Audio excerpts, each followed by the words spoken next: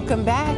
In this season of gift giving, it's also important to focus on the gifts that won't wear out and won't change. This is the perfect topic during this holiday week. Award-winning author and writer Stacy Hawkins Adams shares her insights. It is great to have you here, Stacy. Welcome again to Virginia this morning. It's always, thank you. It is such a great topic to talk about because there is so much pressure to find maybe the perfect gift, but you know, it doesn't necessarily have to be perfect, it just has to be meaningful. Right, and heartfelt. You know, we often are like, we are all dashing to get those last minute gifts in. I know I've got a few stops to make today. I heard you all talking about that earlier. But really, I want us to think about those internal gifts too, like the gifts that will last beyond December 25th, well into the new year. And the first one to think about is compassion. Yeah. So we talk a lot about kindness, we talk a lot about understanding that everybody has a story, but compassion is actually really pausing to lean into that. Like, what will your guests be showing up with? What are you presenting with? Because it's compassion for yourself as well. So start with compassion.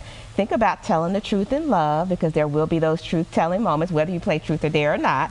And then also sometimes silence. So the gifts of compassion, truth and love, and then silence. Absolutely, and that's so important as you think about, I love the way you mentioned what your guests show up with, sometimes what they show up without, right? Or if you are that guest walking into a certain scenario, I always talk about leading with grace, being graceful in the way that you receive people and the way that you respond to people. It's very important, especially in the high stress times of this year. Yes, yes. And I think sometimes in thinking about leading with the grace, it's just like, what will the conversations be like? What are the kind things you can say?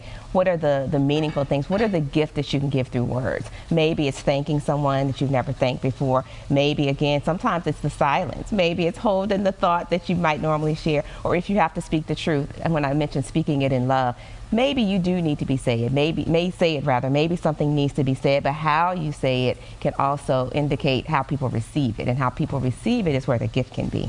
And it can also just be something as simple as letting somebody know that you're thinking of them, because I saw a very interesting conversation on my Facebook feed over the weekend about, do you send a holiday card to folks who you see all the time, or do you do it with those folks who you just want to say, hey, I'm thinking of you? And there was a little bit of a mix, and I think that's so important. Right, right. And also think about the folks that you invite who never come. They sometimes still just need to be invited. Often people may not have the capacity to show up, they may not have the gifts to give for whatever reason, but that doesn't mean that they want to be left off of your list. So just invite the folks sometimes, because sometimes that is just as meaningful as sending a card.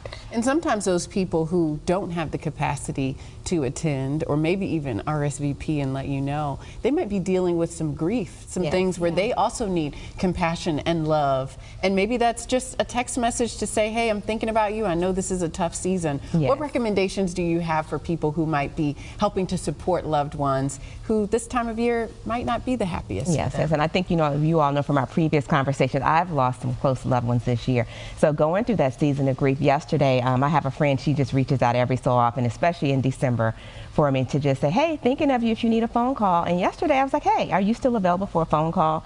We talked for 20 minutes. We didn't even really talk about the loved one that I lost, but just being able to have a conversation with her about what she'd watched on Netflix over the weekend, what her shopping was like, it just kind of lifted my spirits to just have that few moments with her. So I would say just lean into reaching out. A lot of times people are uncomfortable with grief, and they don't know how to speak to someone that they feel like has lost something. They don't want to say the wrong thing or make that person cry. And often the person who's grieving actually just wants you to acknowledge that, yes, I remember so-and-so as well. That was a beautiful person. I know you're probably thinking about them. Do you need a hug? So just kind of lean into being present, and that's also part of the compassion. Again, the person may show up for the meal or may show up for the games or whatever festivities, and they may want to sit in the corner and just be quiet and be okay with that. Don't try to pull them into something they're not ready for, but just being in your presence can often be very healing. It isn't always about the retail this time of year. It's about being present. It's about caring. It's about just reaching out, extending that hand to someone. Right. It's